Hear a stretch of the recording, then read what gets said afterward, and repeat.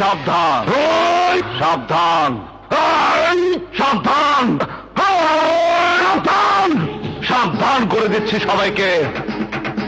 এই বিজয়নগরের মাটিতে দাঁড়িয়ে এই বিজয় চৌধুরীর সাথে লড়াই করার সাহস তোদের কি করে হলো তাই সাবধান করে দিচ্ছি। ওই তরবারের সীমানা পার হয়ে কারোর পা এগিয়ে আসলে দেহ থেকে তার হাত পা কল্লাটা আলাদা হয়ে যাবে।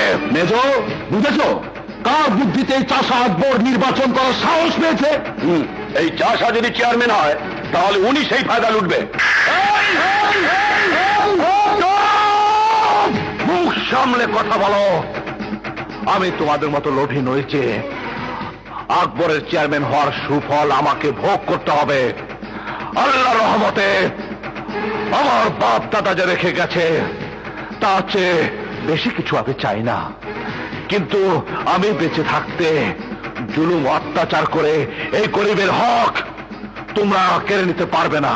ভাইজান ভুলে যাবেন না, আমি আপনার ভগ্নিপতি। আমাদের বিরোধিতা করা আপনার উচিত হবে না। না, আমার সাথে অন্যায় করে ক্ষমা পেতে পারো,